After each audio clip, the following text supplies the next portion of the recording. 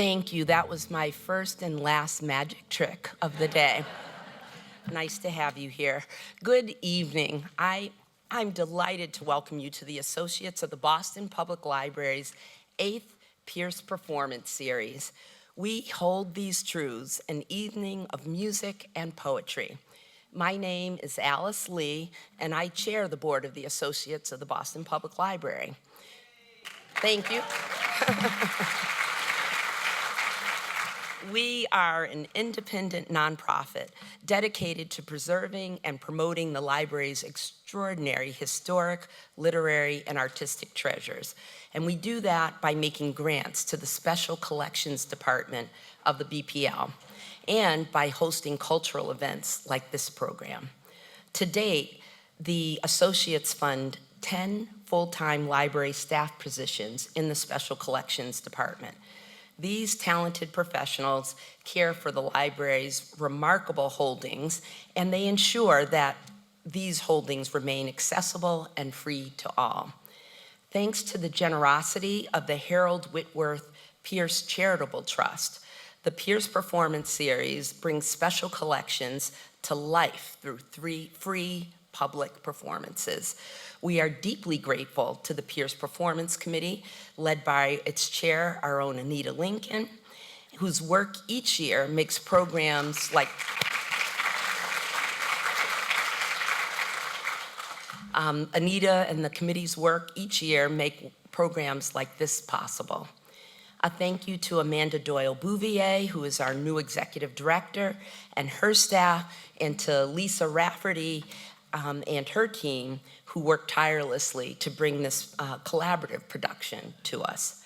We are also thankful to our partners at the Boston Public Library, President David Leonard, Curator of Music Jared Rex, and the entire Special Collections and Events teams.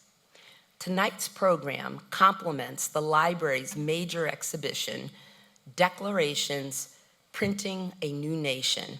It's presented by the Norman B. Leventhal Map and Education Center, and many thanks to Garrett Nelson, the president, and Dr. Charles Cooney, the chair of the Map Center.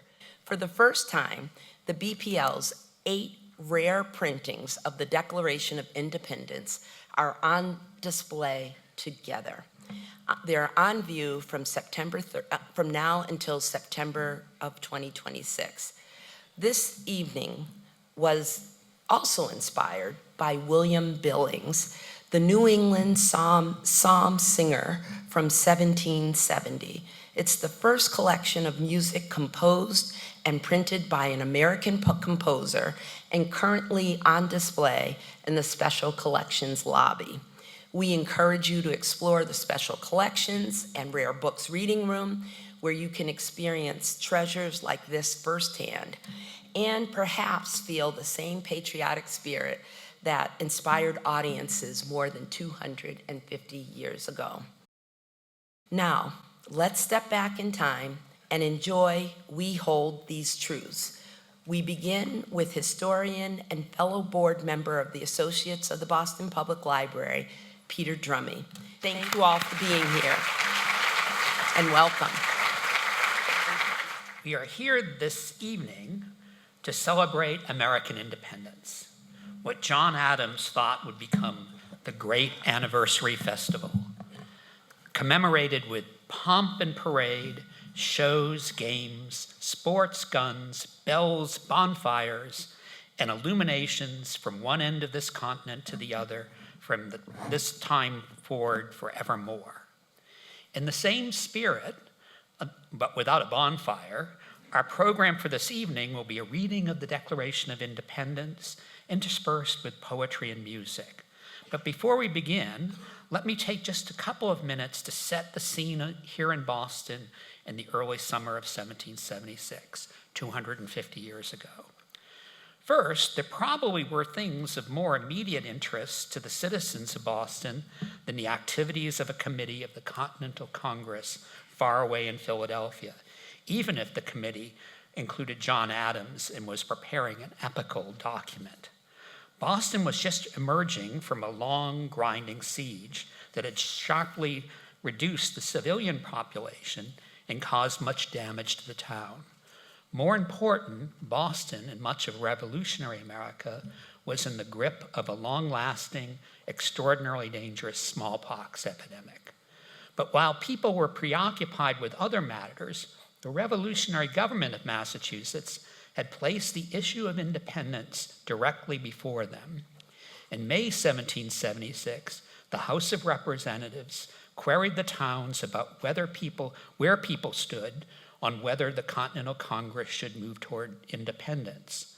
Voters at special town meetings called for the purpose were asked to advise their representatives whether to declare independence and whether they, the people of Massachusetts, would pledge their lives and fortunes to this cause.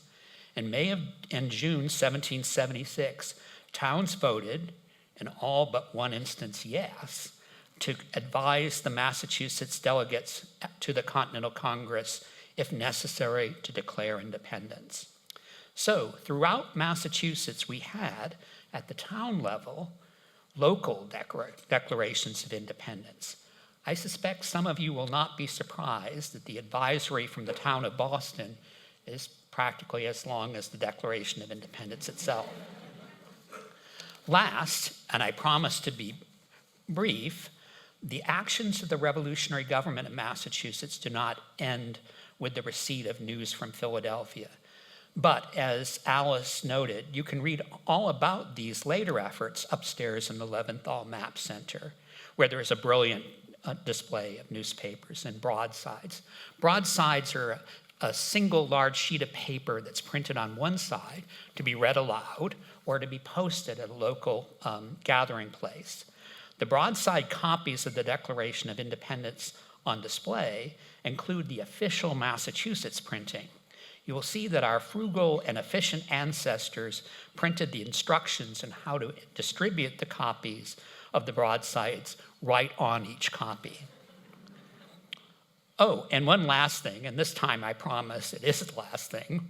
The way we celebrate independence, as John Adams predicted it in a letter that I began with, was not written in reference to the Declaration of Independence, but to the vote of the Continental Congress for independence 2 days earlier, on July 2nd, 1776. In fact, the most memorable epocha in the history of America that Adams described in a letter to Abigail Adams was the vote for independence. He wrote this wonderful prediction of 4th of Julys as we've celebrated them ever since, but in a letter written on the 3rd of July, 1776. Even if you are an eyewitness or a direct participant in an event, you can't fully understand its importance or how it will be remembered. Now, it is my great honor and pleasure to present to you, sharing the role of Colonel Thomas Crafts for this evening, Justice Stephen G. Breyer and Governor Deval L. Patrick. Colonel Crafts was the speaker who read the Declaration of Independence from the balcony of the old State House here in Boston on July 18, 1776. Justice Breyer and Governor Patrick.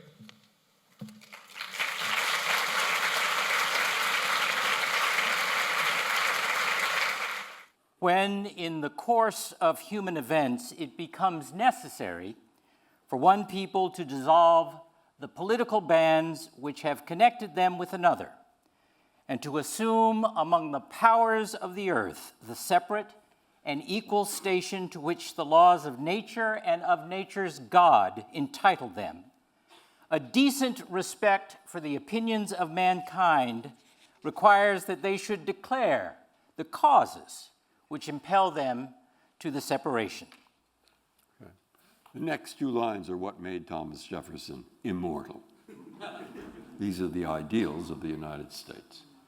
We hold these truths to be self-evident, that all men are created equal, that they are endowed by their Creator with certain inalienable rights, that among these are life, liberty, and the pursuit of happiness. That to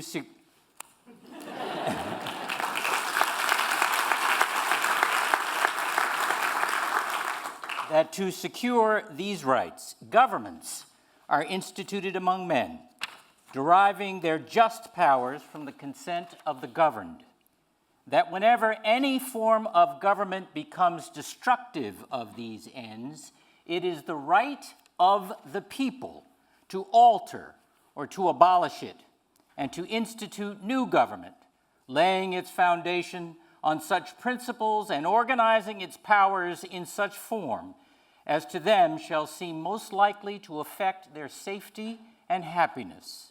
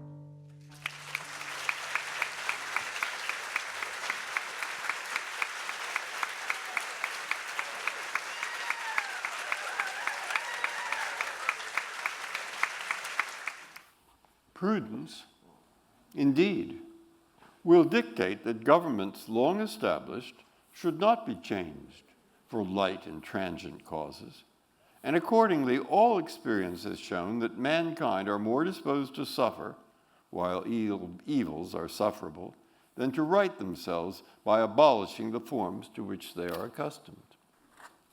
But when a long train of abuses and usurpations, pursuing invariably the same object, evinces a design to reduce them under absolute despotism, it is their right, it is their duty to throw off such government and to provide new guards for their future security.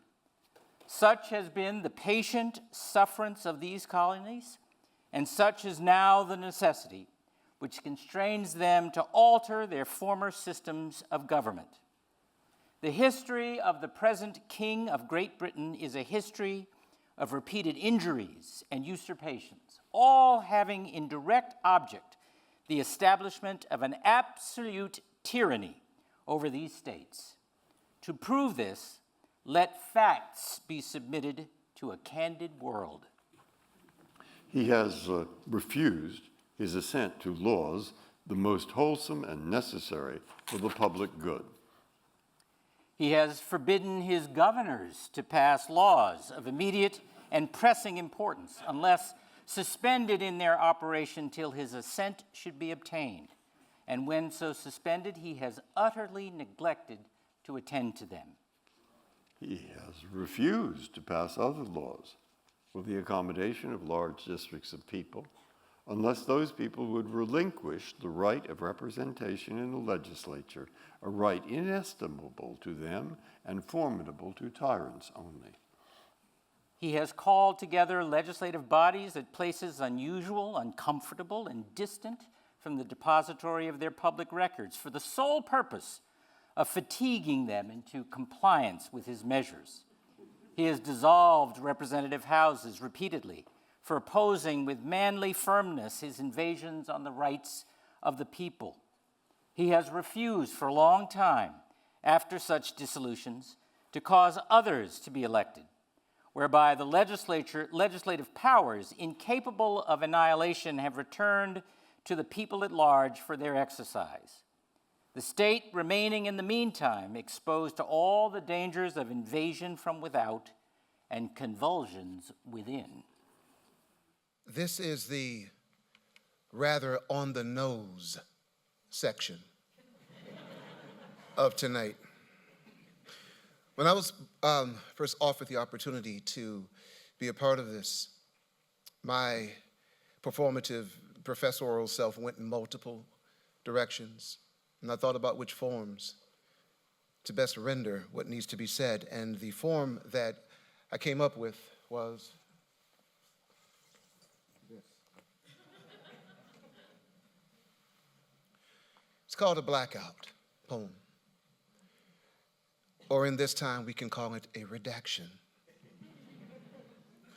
What you're going to hear, and you can read these words of our declaration are here, but what I derived from this was a performance piece, where the only thing changed is there are repetitions and there are different forms of a word, but nothing is added, nothing is switched around. A redacted declaration, a how-to course in the coursing of human events, AKA how to black out independence. Dissolve political bans, dissolve law, dissolve nature, God entitle opinions of man, impel separation. Hold truths, principles, abolish. Abolish the principle light to which they are accustomed. Abuse, usurp, reduce them under absolute despotism. It is right to throw off their future security. Now constrain them. Alter history. Present king. Present king of great repeated injuries, great repeated injuries, great repeated injuries and usurpations, all facts submit. Facts, refuse. Facts, refuse.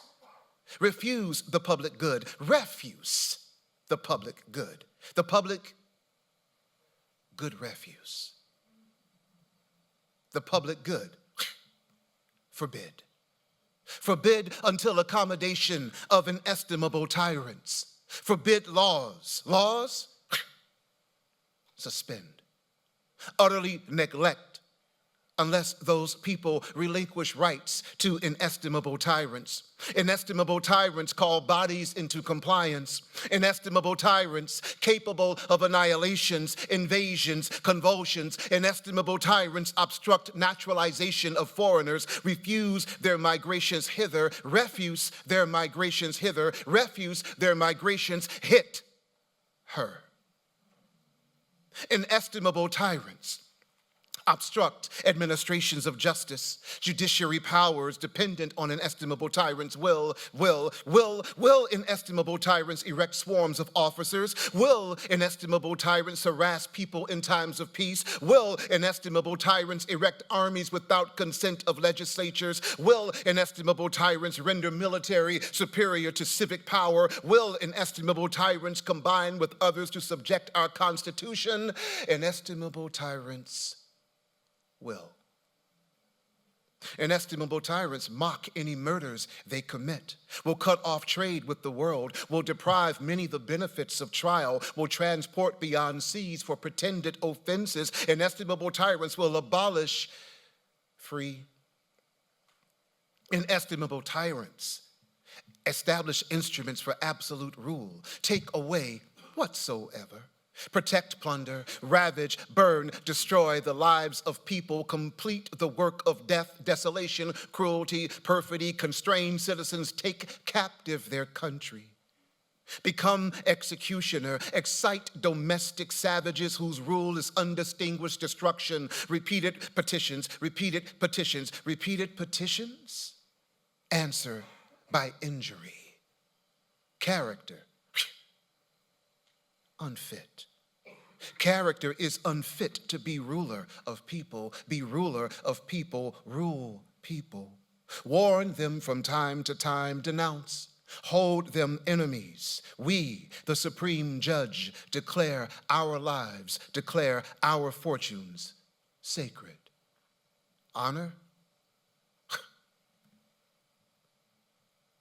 Now, it is against my sensibilities to leave you in this state. There are two things which come to mind. First off, Justice Breyer and I were having a conversation, and you mentioned Konrad Adenauer. Konrad Adenauer was the first chancellor to take over after Hitler. And he said something. He said, I'm gonna paraphrase him. He said, history is the sum total of all mistakes which could have been avoided. He probably cribbed that from the Chinese. But if that is in fact true, and I do hold that it is true, then history must also be the sum total of all the things we've done right that can be repeated. What we need to do is look at who we are as a people and understood what we did right and make the conditions by which that can be repeated. Second quote that came to mind during our conversation was a quote from a president, which I rarely quote. And what this president said was, there is nothing wrong with America that cannot be cured by what is right with America. To that, this, the enacted declaration for a highlighted republic. Band, connect with one another, and assume power of law. Respect truth. All are equal, endowed with certain inalienable rights, that among these are life, liberty, and the pursuit of happiness. Indeed, experience hath shown that a long train of abuses and usurpations invariably evince a design to despotism. The present is a history of injuries and usurpations. Let facts be submitted to a candid world. Refuse assent to tyrants. Call legislative bodies into compliance with the rights of the people. Return to the people their state without convulsions. Endeavor to prevent obstructing the laws of naturalization of foreigners. Encourage migrations hither and the conditions of the administration of justice. Civil power, combine with others and acknowledge assent to acts protecting these states and complete the works worthy of a civilized nation. Fellow citizens, friends, brethren whose character is marked by every act which may define a free people, appeal to justice and magnanimity conjured by the ties of our common kindred. Disavow usurpations which interrupt our connections and denounce our separation. Hold rectitude, good people of the United States, and mutually pledge to each other our lives, our fortunes, and our sacred honor. Thank you.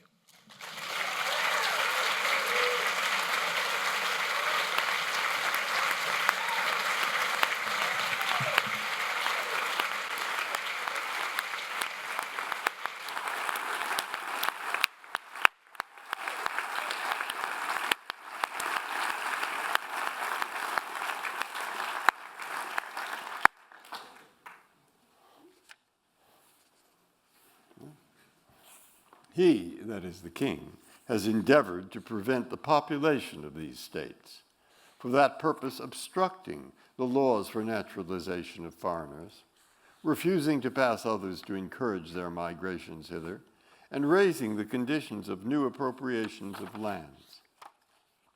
He has obstructed the administration of justice by refusing his assent to laws for establishing judiciary powers. He has made judges dependent on his will alone for the tenure of their offices and the amount and payment of their salaries. He has erected a multitude of new offices and sent hither swarms of officers to harass our people and eat out their substance. He has kept among us in times of peace standing armies without the consent of our legislatures. He has effected to render the military independent of and superior to the civil power. He has combined with others to subject us to a jurisdiction foreign to our Constitution and unacknowledged by our laws, giving his assent to their acts of pretended legislation. For quartering large bodies of armed troops among us, for protecting them by a mock trial from punishment for any murders which they should commit on the inhabitants of these states. For cutting off our trade with all parts of the world, for imposing taxes on us without our consent, for depriving us in many cases of the benefits of trial by jury, for transporting us beyond seas to be tried for pretended offenses. For abolishing the free system of English laws in a neighboring province, establishing therein an arbitrary government and enlarging its boundaries so as to render it at once an example and fit instrument for introducing the same absolute rule into these colonies, for taking away our charters, abolishing our most valuable laws, and altering fundamentally the forms of our governments, for suspending our own legislatures and declaring themselves invested with power to legislate for us in all cases whatsoever. He has abdicated government here by declaring us out of his protection and waging war against us. He has plundered our seas, ravaged our coasts, burnt our towns, and destroyed the lives of our people. He is at this time transporting large armies of foreign mercenaries to complete the works of death, desolation, and tyranny, already begun, with circumstances of cruelty and perfidy scarcely paralleled in the most barbarous ages and totally unworthy the head of a civilized nation.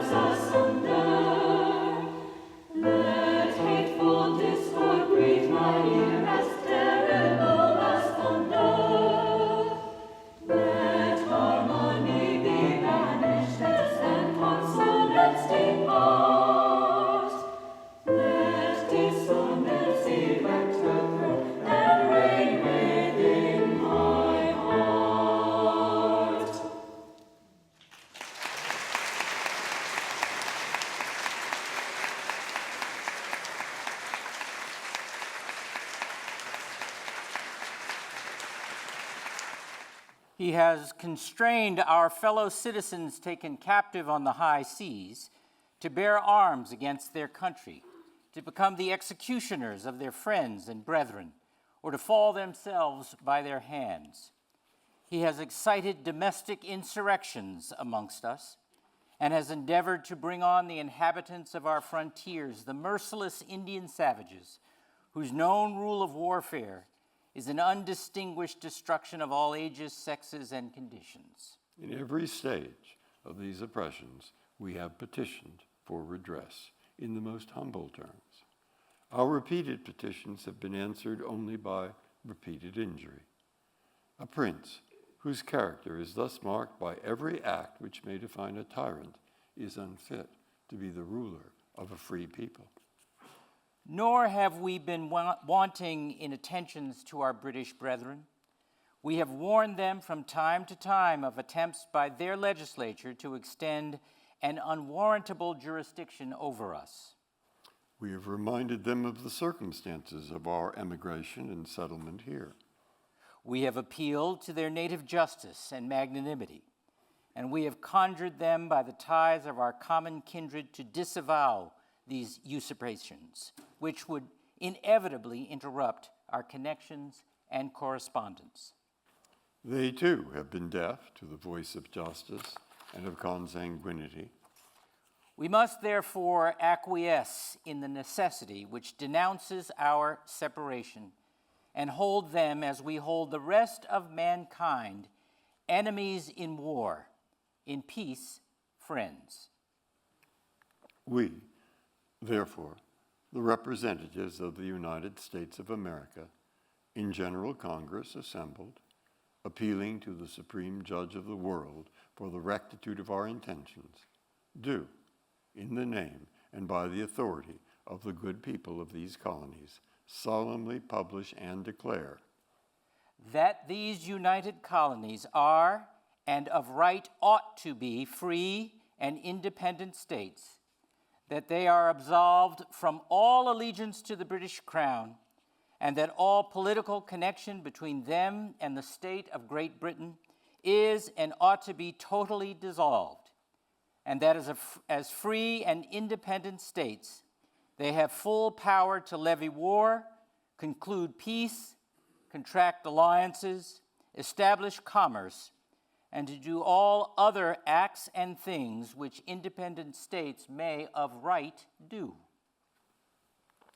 and for the support of this declaration, with a firm reliance on the protection of divine providence, we mutually pledge to each other our lives, our fortunes, and our sacred honor.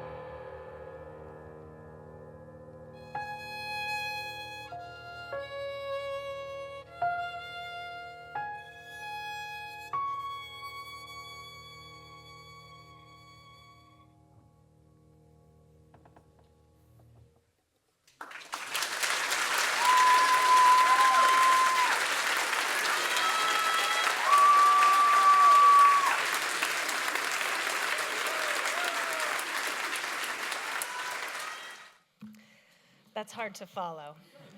Might be impossible. My name is Amanda Doyle Bouvier, and I'm the Executive Director of the Associates of the Boston Public Library. Tonight's performance, much like the Declaration of Independence itself, is a reminder of what becomes possible when people come together with shared purpose and conviction. The Declaration, as we know and as we've seen here tonight, is not just a document. It is the result of many voices, many hands, an enduring commitment to an idea, and it became what it is because people believed in it, carried it forward, and sustained it. And the same was true for tonight. What we experienced on this stage was not only talent, but collaboration. Artists, scholars, and institutions coming together to create something meaningful and memorable. We are deeply grateful to everyone who made this evening possible. The extraordinary performers, the Boston Public Library and its remarkable team, our dedicated Associates Board of Directors, our staff, and our generous supporters who continue to invest in this mission. At the heart of that mission is a simple but powerful belief that access to art, to culture, literature, and history, it brings people together. It allows us to see through different lenses, different perspectives, to learn from one another, and to find connection, even across time. In a world that feels so deeply divided, these shared experiences matter more than ever. We're especially grateful to the Harold Whitworth Pierce Charitable Trust for making this series possible, creating opportunities for us to bring treasures out of the special collections and to life through performance, and to connect past and present in ways that inspire reflection and dialogue. Thank you to Justice Breyer. Thank you to Governor Patrick.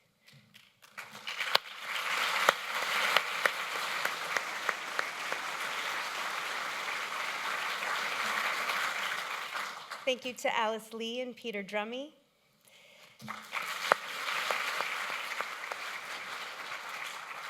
To John Linker and the incredible members of the Handel and Hayden Youth Chorus Ambassador Ensemble.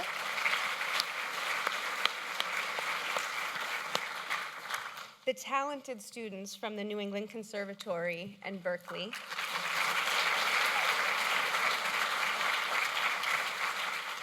Thank you to Reggie Gibson.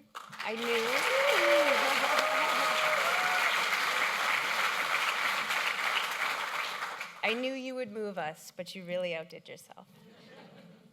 Thank you to Wendy Ballinger and Lisa Rafferty. Your artistry and collaboration brought this production to life in a way that truly moved us.